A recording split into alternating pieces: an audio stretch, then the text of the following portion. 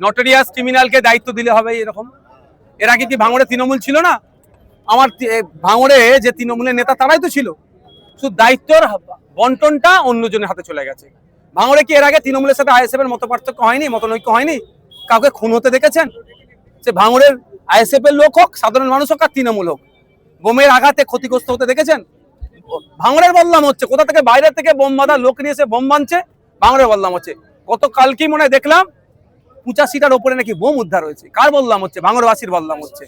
তো এই যে নোংরামি করছে, এর জবাব ভাঙড়ের মানুষকে ঐক্যবদ্ধ হয়ে দিতে হবে।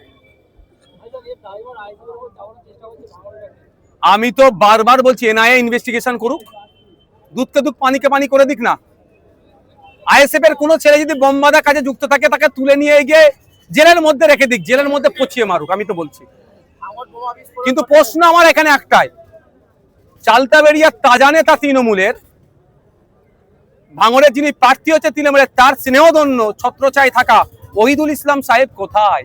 এই ওহিদুল ইসলাম না, তৃণমূলের ওহিদুল ইসলাম সাহেব কোন হসপিটালে আছে দেখুন, চোট খেয়ে। ওই দিনকে যে বোম বানছিল আইএসএফ কে মারার জন্য সাধারণ মানুষকে, সৃষ্টিকর্তা ঠিক জায়গায় মেরে দিয়েছে। তিনি কোথায় এখন? প্রকাশ্যে আসছে না কেন? কোথায় তিনি? না এখনো পর্যন্ত মনে হয় চার্জ টেক আপ করেনি। এসেছে, ইনভেস্টিগেশন করেছে, আমি শুনেছি। আমি তো চাইছি নিরপেক্ষ তদন্ত। আর এই হচ্ছে নওশাদ সিদ্দিকী বলেছে সেন্ট্রাল ফোর্স, স্টেট ফোর্স লাগিয়ে চিরুনি তল্লাশি হোক ভাঙড়ে, চিরুনি তল্লাশি হোক, যা বোম গুলি পিস্তল আছে উদ্ধার হোক, যদি আইএসএফ এর ছেলের কাছেও থাকে সেটাও উদ্ধার করুক। কারণ ভাঙড়ের মানুষ অশান্তির আগুনে না জ্বলে, এটা আমি চাইবো। আমি ছুটে গিয়েছিলাম মমতা ব্যানার্জির কাছে, তার মূল্যবান সময় হয়নি, যে প্রয়োজনে আমি ভাঙড় থেকে প্রার্থী তুলে নেবো, ভাঙড়ে হিংসা থামান। আমি সেই ছেলে, একটু মাথায় রাখবেন। আর কারো কোনো কোশ্চেন? হ্যাঁ, অফিসিয়ালি আজ থেকে প্রচার শুরু হয়েছে। আমাকে বেশি প্রচার করতে লাগবে না, কারণ আমি 5 বছর ধরে যেভাবে বুথে বুথে মানুষের কাছে পৌঁছে গিয়েছিলাম, আর নতুন করে প্রচার করতে লাগবে না। আমি বক্তব্য বলে দিলাম তো, বক্তব্য বললাম তো, বক্তব্য বলেছি, ওখানে কাটিং করে নেবে।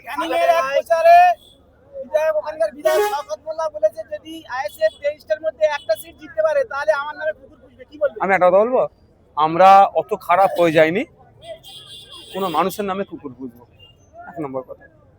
2021 সালে অত খারাপ আমরা অত নিকৃষ্ট হয়ে যায়নি, আর হবো না।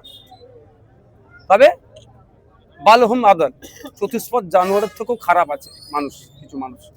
তার কোন কোটায় পড়বে না করবে আপনারা ধরে নিতে হবে, সবটা বলবো না। 1 নম্বর কথা, 2021 সালে স্টেজে উঠে বলেছিল, সেই ভিডিও রেকর্ড আমাদের কাছে আছে, যদি ভাঙড় থেকে নওশাদ সিদ্দিকী জিততে পারে ওর সার্টিফিকেট ছিঁড়ে ফেলে দেবো, উনি বলেছিলেন। উনি আতঙ্কে আছে। ভাঙড় তো যাচ্ছেই হাতছাড়া হয়েছে, এখন ক্যানিং আর আটকাতে পারবে না। আমাদের ভাঙড়ের মানুষ খেতে ভালো করে ফলিয়ে দেবে, খামারের দায়িত্ব তাদের বিধায়ক নওশাদ সিদ্দিকী দেখে নেবে। হ্যাঁ, আমাদেরকে তো উপহার দিচ্ছে, আমার নামে 20টা মতো মামলা হয়, পারছে না আমাদের সাথে রাজনৈতিক ভাবে, এই জন্য মিথ্যা মামলার আশ্রয় গ্রহণ করছে।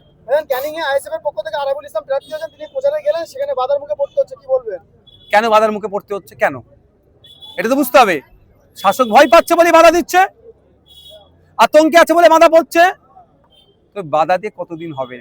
নির্বাচন কমিশন অনেক বড় বড় কথা বলছে, সুন্দর সুন্দর কথা। নির্বাচন কমিশনকে দায়িত্ব নিতে হবে শান্তিপূর্ণ ভোট করার, আর না নিতে পারলে নির্বাচন কমিশনের ওই ধরনের ডায়লগবাজি বন্ধ করতে হবে। শওকত মোল্লা বলছে যে আরাবুল ইসলাম নাকি মোস্তানি করছে ক্যানিং এ, কি বলবেন? ভয় পেয়ে গেছে তাই এখানে বলছে। কাটাতলায় তৃণমূল নেতা রাজ্জাকের উদ্যোগে মানে করছে, কাটাতলায় তৃণমূল নেতা রাজ্জাক খান ওয়েটল্যান্ডের জায়গা বুঝিয়ে পাঁচিল দিচ্ছে, কি বলবেন? দেখুন, ব্যাপারটা হচ্ছে, প্রথম কথা বলি, যারা ওয়েটল্যান্ডের জায়গাকে বুঝাচ্ছে তারা দেশদ্রোহী। আমার দেশ ইরানের রামসার সাইটে 1971 সালে গিয়ে প্রমিস করেছে রামসার সাইটের অন্তর্ভুক্ত, সেখানে একটা ইট পর্যন্ত গাঁথবো না। রামসার সাইটে একটা ইট পর্যন্ত গাঁথা যায় না, সেখানে কিভাবে হচ্ছে? ব্যবতা টু বামনঘাটা, ওখানকার মানুষের সাথে কথা হয়েছে, কাগজ রেডি হচ্ছে, আমি মামলা করবো। এবং বলেছি ওদেরকে, আমি বিধায়ক হওয়ার ভোট চাওয়ার জন্য বলছি না, কাগজ সব রেডি করছে, মামলা করব। যারা 20 বছর 30 বছর 50 বছর 100 বছর আছে, 2 ভাই ছিল, 2টো রুম, 4টে ছেলে হয়েছে, একটা এক্সট্রা রুম করতে পারছে না, মহিলারা টয়লেট করবে, টয়লেট তৈরি করতে পারছে না, যায় ওখানে টয়লেট করবে, পানির কল পুঁতবে সেটা মুছতে দিচ্ছে না, আর ওখানে ঘিরে বড় বড় প্রমোটিং হয়ে যাচ্ছে। কিভাবে হচ্ছে, এটা বন্ধ করতে হবে। এই জন্য আমি মামলা করব, আটকাবো। এই রাজ্জাক মানে উদ্যোগে হয়েছিল যে আদিবাসীদের জমি দখল করা। অনেক অভিযোগ আছে এদের উপরে, আদিবাসী, দলিত, মুসলমান এরা কাউকে ছাড়ছে না, ওয়েটল্যান্ড পর্যন্ত এরা ছাড়ছে না। কিন্তু দুর্ভাগ্য, শাসকের ছত্রছায়া আছে। তৃণমূল কংগ্রেসের সিম্বলকে সামনে রেখেছে, মমতা ব্যানার্জি, অভিষেক ব্যানার্জির ছবিকে সামনে রেখে যত রকমের অন্যায় কাজ করছে। প্রশাসনকে বলবে একটু কঠোর হন, নাহলে কিন্তু এর উত্তর আপনাকে দিতে হবে। এপিক নাম্বার মারার পরে সেখানে দেখা যাচ্ছে ডিলেটেড, কিন্তু অভিষেক বন্দ্যোপাধ্যায়ের এপিক নাম্বার মারার পরে দেখা যাচ্ছে অ্যাডজুডিকেশন। কি বলবেন? এখন গত রাত্রিরে মনে হয় পশ্চিমবাংলার একাধিক মানুষের ওই আন্ডার অ্যাডজুডিকেশন হয়েছিল, আবার কেউ পোস্ট মানে এগুলো করছিল নাকি এটা টেকনিক্যাল এররের জন্য। আজ থেকে মনে হয় ওই কথাটা নেই। এবার কথা হচ্ছে, একটা কথা আমি বলবো, বিরোধী দলনেতা শুভেন্দু অধিকারী হতে পারে বা অভিষেক ব্যানার্জি হতে পারে, ব্যক্তিগত লড়াই আমার কারোর সাথে নাই। রাজনৈতিক লড়াই, রাজনৈতিকভাবে এদের বিরুদ্ধে আমি লড়ি। কিন্তু এতটুকুই, আর্টিকেল 326 ভারতবর্ষের সংবিধান ভারতীয় নাগরিক 18 বছরের ঊর্ধ্বে ভোটদানের স্বাধীনতা দিচ্ছে। কোনো রকমভাবে ওই স্বাধীনতা কেউ কেড়ে নিতে পারবে না। তা কেড়ে নেওয়ার চেষ্টা হচ্ছে, আমরা আইনি লড়াই করছি, কলকাতা হাইকোর্ট থেকে দিল্লি সুপ্রিম কোর্ট পর্যন্ত। লাস্ট কোশ্চেন, বাচ্চাটাকে সরিয়ে নাও না ক্যামেরার সামনে। বিরোধীরা বলছে যে আইএসএফ এর নিজস্ব কোনো ক্যান্ডিডেট না থাকার ফলে হরিপাল, এদিকে দেগঙ্গা এবং ক্যানিং পূর্বে তৃণমূল থেকে আসা হচ্ছে নেতাদের তাদের হচ্ছে ক্যান্ডিডেট করছে। কি বলবেন? আরেকবার বলেন। বিরোধীরা বলছে আইএসএফ এর নিজস্ব কোনো ক্যান্ডিডেট নেই, স্বচ্ছ।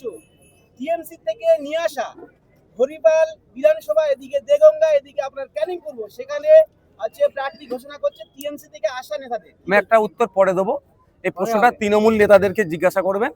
শত্রুঘ্ন সিনহাকে, কীর্তি আজাদটাকে, ইউসুফ পাঠানটাকে, মেনকা গুরুস্বামীটাকে, অসম থেকে রাজ্যসভায় গিয়েছিলেন, আরেকজন সাংবাদিক আছে রাজ্যসভায় গিয়েছিলেন, এরা কারা? আবার জিজ্ঞাসা করুন, উত্তর দিতে বলবেন, তারপর আমি উত্তর দেবো। Thank you.